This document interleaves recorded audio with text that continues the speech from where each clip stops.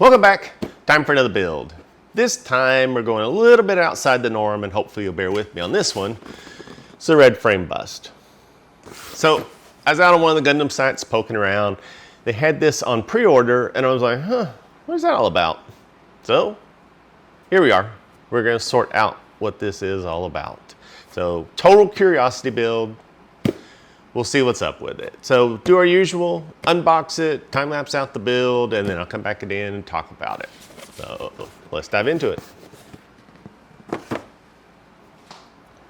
So let's see what this is all about. And this one, of course, unboxes quite a bit different. So let's just pull it all out of here. Oops, drop something. Okay, so we have our usual kind of Gundam looking parts here, nothing surprising. Large parts. This is like a 1/35 scale, so it's going to be fairly big.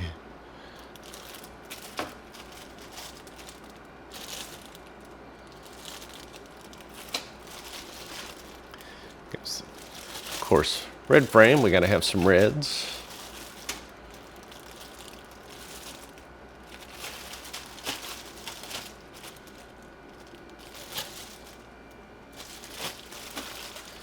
Some clear parts,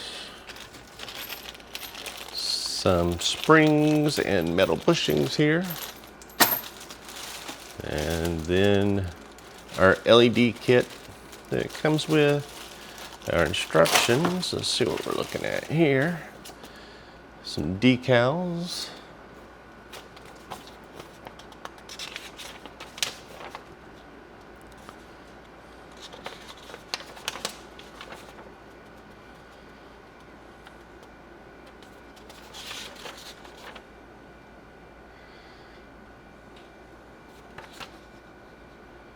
Looks interesting. A bit different from Gundam instructions, but not that far off. So, should be fun. Let's get to it.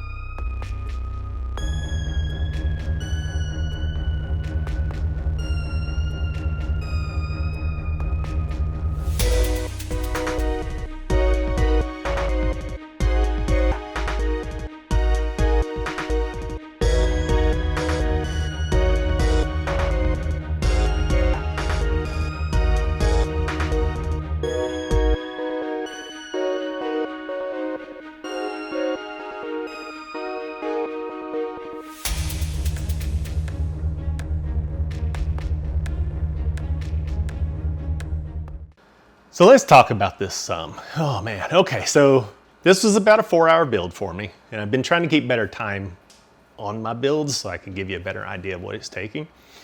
This was definitely a speed build for me. I didn't get into the decals, but at the same time I had to disassemble and reassemble some things. So even if you were doing the decals, you could probably come in between 4 and 5 hours on this one.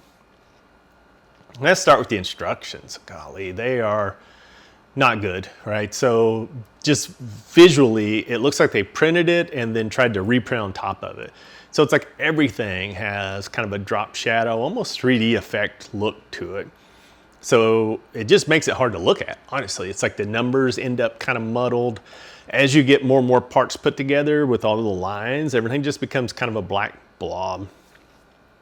So when you get to, especially like the torso, when they're trying to show you where to put parts, the instructions really don't help. You just kind of end up going, oh, well, there's a peg there that looks like, and a peg there. Oh, okay, great, it fits.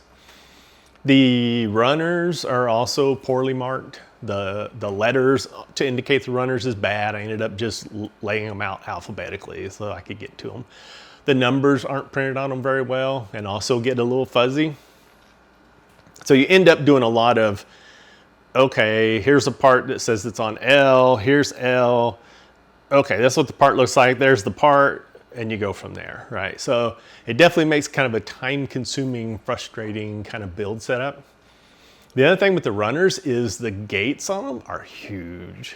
I mean, massive, really. Where it connects to the part, I've just never seen anything that big. And so trimming and cleaning, I definitely did a speed build on this one, especially kind of once I got to the point where I was frustrated with it. But if you were really trying to clean this up and do a good job, there's a lot there to work on.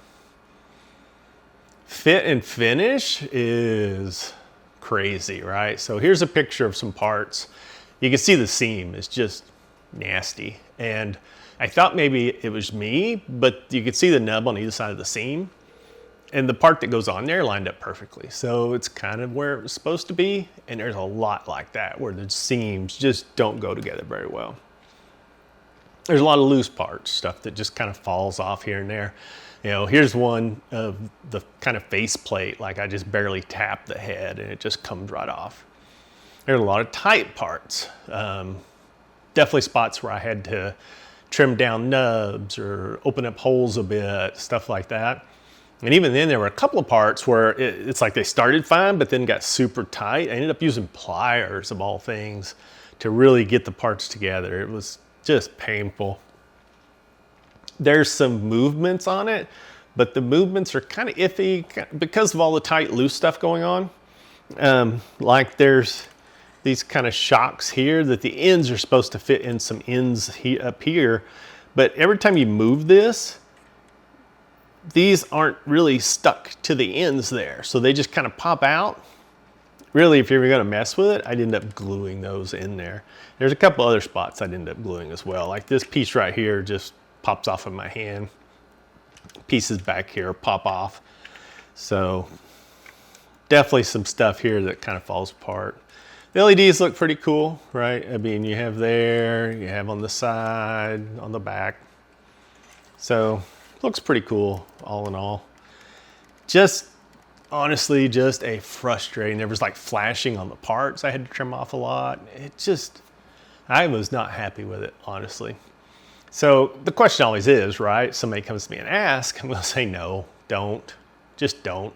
This guy clocked in 45 or 50 bucks. And honestly, if you got 45 or 50 bucks you're willing to spend on Gundam stuff, there are some phenomenal, highly praised real grade kits that you will be like 1,000,000 times happier with than this thing. Honestly, I promise you, just don't. I wanted to like it, I really did, but it's just, I can't, sorry. Anyway, that's that one. So keep the comments and the feedback coming. If you have requests, throw them in there. If it's within my budget, I can grab one, build it, review it, tag in it so that you see it. I'm cool with that, that would be fun. And thanks for watching.